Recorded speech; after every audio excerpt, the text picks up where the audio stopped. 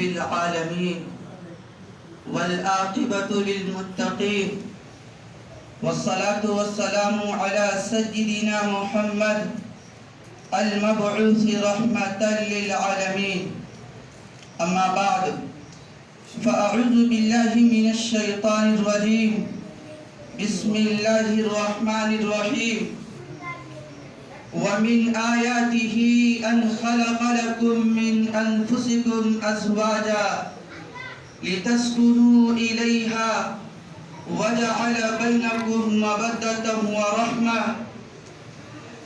وقال النبي صلى الله عليه وسلم النكاح من سنتي فمن رغب عن سنتي فليس مني. صدق اللہ وصدق رسولہ.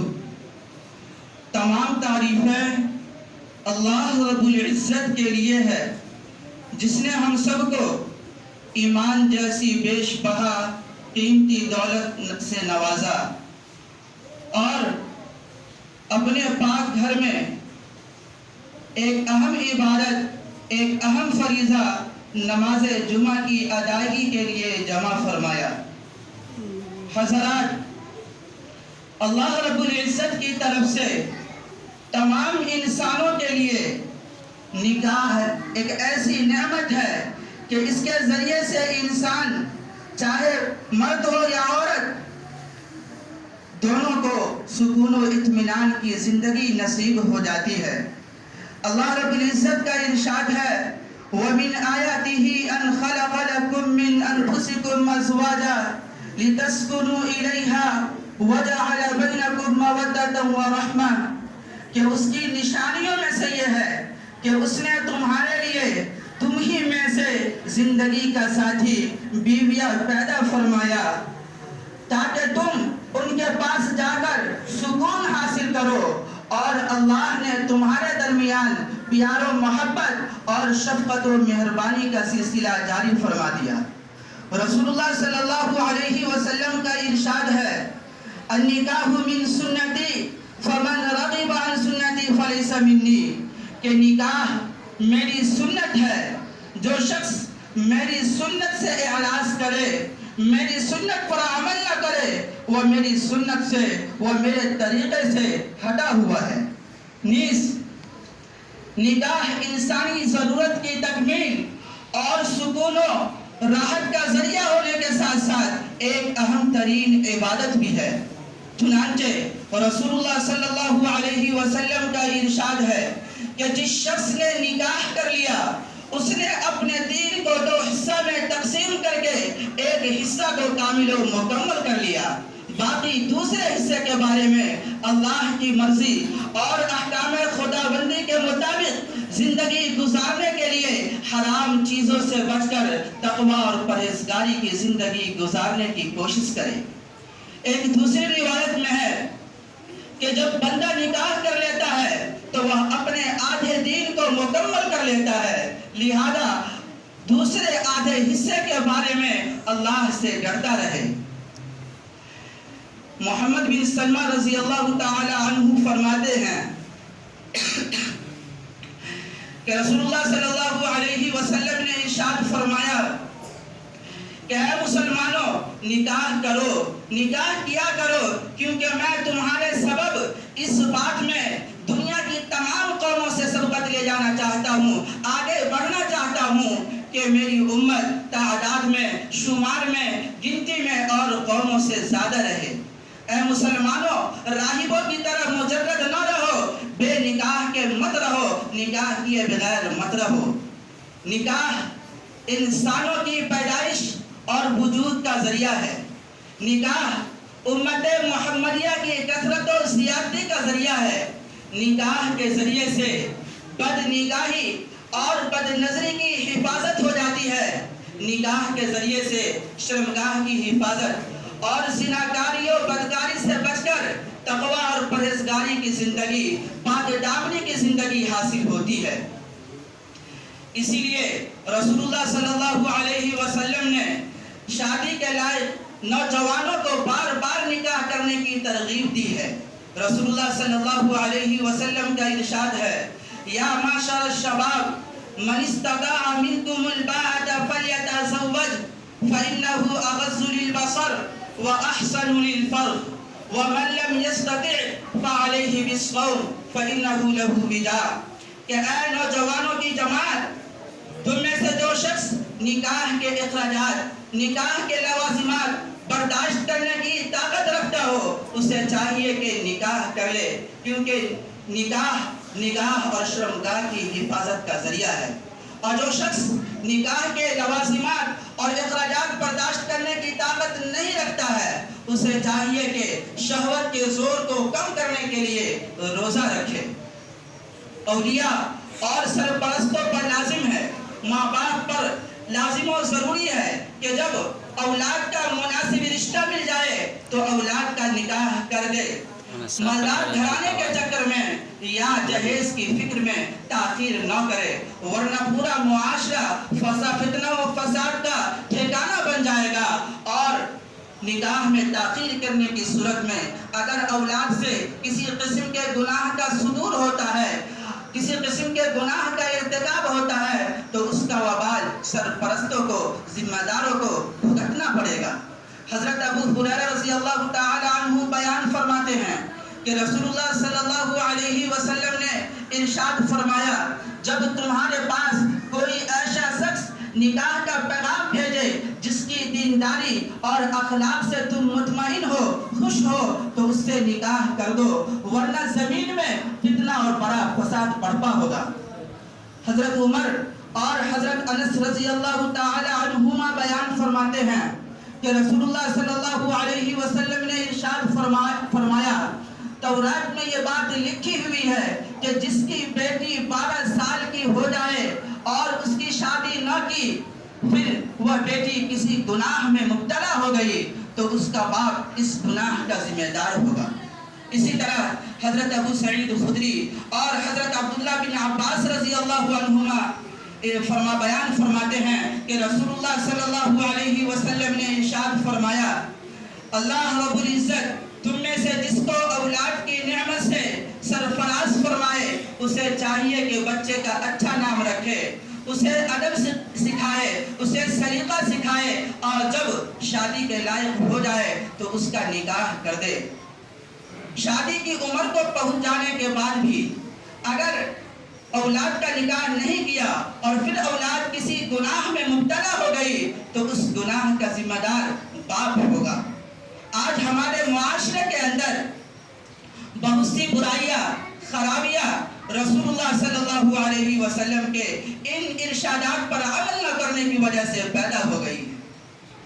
زنا اور بدکاری کے واقعات اکثر اس لیے پیش آتے ہیں کہ اولاد شادی کی عمر کو پہنچ جاتی ہے، بالغ ہو جاتی ہے، لیکن ماں باپ اس کا نکاح نہیں کرتے. مالدار گھرانے کے چکر میں یا جہیز کی فکر میں اپنی اولاد کا نکاح نہیں کرتے، یا اس وجہ سے کہ اگر ہم نکاح کر دیں گے، اگر ہم اپنی اولاد کی شادی کر دیں گے تو وہ اپنی کمائی کا ایک حصہ اپنی بیوی بال بچوں میں خرچ کرے گا، مجھے نہیں دے گا. میرے محترم بزرگوں اور دوستوں، نکاح نیک عورت کے حصول کا ذریعہ ہے. نکاح مرد کی زندگی کی بے رونقی کو بارونق بنانے کا راستہ ہے، لیکن ہم نے اور آپ نے اس راستے کو بے حد کٹھن بنا دیا ہے، دشوار بنا دیا ہے، کانٹوں سے بھر دیا ہے. اب شادیاں خوشی کے بجائے مصیبت کا پیغام لاتی ہے، مسرت کے بجائے غم و اندوہ کے بادل برساتی ہے. نکاح تو دو خاندانوں کو ملانے کا ذریعہ ہوتا ہے، دو خاندانوں میں سے ہر ایک کو ایک دوسرے سے مامون و محفوظ اور بے فکر کر دینے کا سبب ہوتا ہے. ایک روایت میں ہے، لم تر للمتحابین مثل النکاح، کہ دو محبت کرنے والوں کے لیے محبت کا سبب بننے میں نکاح کے برابر کسی چیز کو نہیں پاؤ گے. لیکن آج معاملہ بالکل الٹا ہے. جس سے جتنا زیادہ تعلق درست ہو، اچھا ہو، ان کے یہاں رشتہ کرتے ہی تعلق خراب ہو جاتا ہے. شادی کی بات طے ہوتے ہی لڑکی والے فکر کے سمندر میں ڈوب جاتے ہیں، ان کی راتوں کی نیندیں اڑ جاتی ہے، ان کا چین و سکون چھن جاتا ہے، ان کو بس یہی فکر کھائی جاتی ہے کہ تلک کی رسم کیسے ادا ہوگی، جہیز کا انتظام کیسے ہوگا، لڑکے اور لڑکے کے گھر والوں کے مطالبات کیسے پورے کیے جائیں گے۔ آج کے دور میں نکاحوں میں اتنی بے برکتی کیوں ہے؟ طلاق کے واقعات اتنے زیادہ کیوں پیش آتے ہیں؟ لڑکیاں بالغ ہونے کے باوجود لمبی عمر تک اپنے گھروں میں کیوں بیٹھی رہتی ہے، اور بہت سی لڑکیاں پھانسی کیوں لگا کر مر جاتی ہے؟ اصل بات یہ ہے کہ شادیوں کا خرچ حد سے زیادہ بڑھ چکا ہے، نکاح مہنگے ہو گئے، شادیاں قیمتی بن گئی، اور اتنی قیمتی بن گئی ہے کہ ایک مسئلہ بن چکی ہے، ایک مصیبت بن چکی ہے۔ حالانکہ خیر و بھلائی اس نکاح کے اندر ہے جو خرچ و مشقت کے اعتبار سے آسان ہو۔ حضرت عائشہ صدیقہ رضی اللہ تعالی عنہا بیان فرماتی ہیں کہ رسول اللہ صلی اللہ علیہ وسلم نے ارشاد فرمایا، ان اعظم النکاح برکہ ایسرہ مؤونہ، کہ سب سے بابرکت نکاح وہ ہے جو خرچ و مشقت کے اعتبار سے آسان ہو۔ قرآن و حدیث ہمیں یہ بتاتے ہیں کہ ہر قسم کا خرچہ مرد کو اٹھانا ہے، مہر اسے ادا کرنا ہے، دعوت ولیمہ اسے کرنی ہے، نان و نفقہ مرد کو اٹھانا ہے، اور بیوی کے رہنے سہنے کا بندوبست اسے کرنا ہے، اور اولاد پیدا ہو، بچہ پیدا ہو تو اس کا پورا خرچ مرد کو اٹھانا ہے۔ اگر ان اخراجات کو برداشت کرنے کی طاقت ہو تو نکاح کرے، ورنہ نکاح نہ کرے۔ حضرات، اس بات میں کوئی شک و شبہ نہیں ہے کہ جب سے جہیز کی دوڑ شروع ہوئی ہے، جہیز کے نام پر بھاری رقم، بڑی بڑی چیزیں، car, motorcycle, T V, V C R, cooler, fridge, washing machine اور نہ جانے کیا کیا سامان لیے جانے لگے ہیں۔ شادیاں بہت قیمتی بن گئی ہے، غریبوں کی لڑکیوں کی شادیاں ایک مصیبت بن چکی ہے، اگر وہ نہ بھی چاہے تو بھی انہیں بھاری جہیز کا انتظام کرنا پڑتا ہے۔ کھیت و زمین بیچ کر، سودی قرض لے کر انہیں یہ قرض اور یہ بوجھ اتارنا ہوتا ہے۔ نتیجہ یہ ہوتا ہے کہ بہت سے غریبوں کی لڑکیاں کنواری رہ جاتی ہے کیونکہ وہ لڑکے والوں کے مطالبات پورے نہیں کر پاتے، اور بہت سی لڑکیاں اپنے والدین کی مفلسی اور غریبی کو دیکھ کر خودکشی کر لیتی ہے کیونکہ وہ لڑکے والوں کے مطالبات پورے نہیں کر پاتے، اور کسی غریب لڑکی کی شادی ہو بھی جاتی ہے لیکن لڑکے والوں کے مطالبات پورے نہیں کیے جاتے تو ایسی دلہنوں کو قسم قسم کے تانے دیے جاتے ہیں، انہیں پریشان کیا جاتا ہے، انہیں تنگ کیا جاتا ہے، تو بعض کو مارا پیٹا تک جاتا ہے، تو کچھ کو پٹرول اور مٹی کا تیل چھڑک کر آگ لگا دیا جاتا ہے۔ یہ کیسے دل کو ہلا کر رکھ دینے والے واقعات ہیں، رونگٹے کھڑے کر دینے والی باتیں ہیں۔ آج جہیز شادی کا ایک لازمی حصہ سمجھ لیا گیا ہے۔ گھریلو ساز و سامان کا انتظام کرنا جو شوہر کے ذمہ واجب و لازم تھا، آج وہ لڑکی کے باپ کے ذمہ واجب و لازم سمجھ لیا گیا ہے۔ گویا باپ اپنی بیٹی کو بھی داماد کو دے اور ہزاروں لاکھوں کا ساز و سامان بھی ساتھ میں دے۔ شریعت میں اس ظلم و زیادتی اور جبر و تشدد کی گنجائش کیسے ہو سکتی ہے؟ باپ اپنے گھر کو برباد کر کے، اپنے مال و دولت کو برباد کر کے، اپنے گھر کو ویران کر کے اپنے داماد کے گھر کو آباد کرتے ہیں۔ آج کے داماد بیگاں نہیں ہوتے ہیں بلکہ وہ آج کے ڈکیت ہوتے ہیں۔ اپنے سسر کے ایک ہی بیٹی کی شادی میں وہ اس کا پورا مال و دولت اور ساز و سامان کو لوٹ لیتے ہیں۔ ایسے گھر کے اندر، ایسے داماد کے گھر میں خیر و برکت کیسے نازل ہو سکتی ہے؟ اللہ کی رحمت کیسے اتر سکتی ہے؟ میرے محترم بزرگوں اور دوستو، اللہ کے نبی کے پاس 4 صاحبزادیاں تھیں، 4 لڑکیاں تھیں، جن میں اللہ کے نبی نے حضرت فاطمہ رضی اللہ عنہا کا نکاح 15 سال 5 مہینے کی عمر میں فرمایا ہے۔ اور بعض روایتوں کے اندر 18 سال کا بھی تذکرہ ملتا ہے۔ حضرت زینب رضی اللہ عنہا جو حضور صلی اللہ علیہ وسلم کی سب سے بڑی بیٹی ہے، آپ نے ان کا نکاح صرف 10 سال کی عمر میں فرمایا ہے، اور حضرت رقیہ اور ام کلثوم رضی اللہ عنہما کا نکاح تو کافی کم عمر میں ہوا تھا۔ میں رخصتی کی بات نہیں کر رہا ہوں، نکاح کی بات کر رہا ہوں۔ اور اسی طرح عربوں کے درمیان، پہلے مسلمانوں کے درمیان نکاح جلد کرنے کا رواج تھا، جبکہ اس زمانے میں بے حیائی کے ذرائع، زناکاری اور بدکاری کے مواقع نہیں تھے۔ آج کے زمانے میں بے حیائی کے ذرائع اور زناکاری و بدکاری کے مواقع بے شمار ہے، گنتی سے باہر ہے، پھر بھی لوگ نکاح کرنے کے اندر لاپرواہی سے کام لیتے ہیں، تاخیر کرتے ہیں۔ اور اسی وجہ سے پہلے کے زمانے میں سالوں کے اندر 1 سے 2 زنا کے واقعات پیش آتے تھے، اور آج کے زمانے میں ایک دن کے اندر سینکڑوں ہزاروں واقعات پیش آ جاتے ہیں۔ یہ عورت مرد کی ایک تسکینی ضرورت ہے، اور ضرورت جب جائز طریقے سے پوری نہیں ہوتی ہے تو اس کو ناجائز حرام طریقے سے پوری کی جاتی ہے۔ اس لیے اگر آپ حضرات اپنی اولاد کی عزت و آبرو اور عصمت کے محافظ ہیں، حفاظت کرنے کے دعوے دار ہیں، اور انہیں پاک دامنی کی زندگی دینا چاہتے ہیں، تو ان کے نکاح میں جلدی کرے، بالغ ہونے سے پہلے ہی نکاح کر دے، اور بالغ ہونے کے بعد تو نکاح کر ہی دینا چاہیے۔ ایسا کرنے سے ہمارا معاشرہ بے حیائی سے، برائیوں سے نجات پا جائے گا۔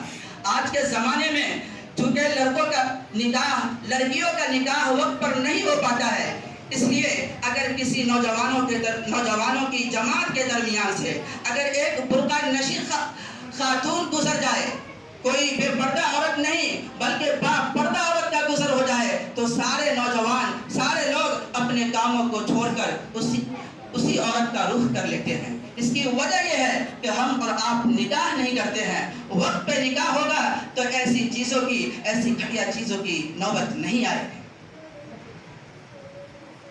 جہیز کے اوپر دباؤ ڈال کر لڑکی والوں کے مال و دولت کو حاصل کرنا، کسی پر ناجائز دباؤ ڈال کر اس کے مال کو حاصل کرنا حرام ہے، رشوت ہے، اور ایسی چیزوں کا انجام جہنم کی دہکتی ہوئی آگ ہے۔ اس لیے مسلمانوں کو چاہیے کہ لڑکی والوں کے مال و دولت کے چکر میں اور ان کے مال کو حاصل کرنے سے اپنے آپ کو بچائے، اور ہر مسلمان کو اس سے دور رکھنا لازم و ضروری ہے۔ ایک روایت میں ہے کہ جو شخص کسی عورت سے اس کے مال کے لالچ پر نکاح کرتا ہے تو اس کو بیوی کی سرکشی اور نافرمانی کے عذاب سے دوچار کیا جاتا ہے۔ حضرات، یہ وہی لڑکیاں ہیں جو والدین کے لیے نجات کا ذریعہ ہوتی ہے، جن کی پرورش کرنے پر جہنم سے نجات ملتی ہے، اور جن کی صحیح تعلیم و تربیت کرنے پر جنت کا پروانہ نصیب ہوتا ہے۔ ایک روایت میں ہے من ابتلی من هذه البنات بشيء فاحسن اليهن كن له سترا من النار، کہ جو شخص لڑکیوں کی پیدائش کی وجہ سے کسی آزمائش میں ڈال دیا جائے، پھر وہ ان کے ساتھ اچھا سلوک کرے، نیک برتاؤ کرے، تو یہ لڑکیاں اس شخص کے لیے جہنم سے نجات کا ذریعہ بنے گی۔ ایک دوسری روایت میں ہے من عال جاریتین حتی تبلغ جاء یوم القیامہ انا وہو ہکذا وضم اصابعہ، کہ جو شخص 2 لڑکیوں کی پرورش کرے، ان کا خرچہ برداشت کرے، یہاں تک کہ وہ بالغ ہو جائے، تو وہ شخص قیامت کے دن میرے اس طرح قریب ہوگا۔ اور یہ کہہ کے آپ نے اپنی ہاتھ کی انگلیوں کو ملا کر دکھایا کہ جتنا ہی ہاتھ کی انگلیاں قریب ہیں ایک دوسرے سے، اسی طرح وہ شخص بھی مجھ سے قریب ہوگا۔ اللہ رب العزت ہم سب کو اپنی اولاد کا نکاح کرنے کے سلسلے میں فکر مند بنائے، اور میری بات جو آپ کے سامنے کہی گئی ہے ہر ایک کے دلوں میں بیٹھا دے۔ آمین۔ وآخر دعوانا الحمدللہ رب العالمین۔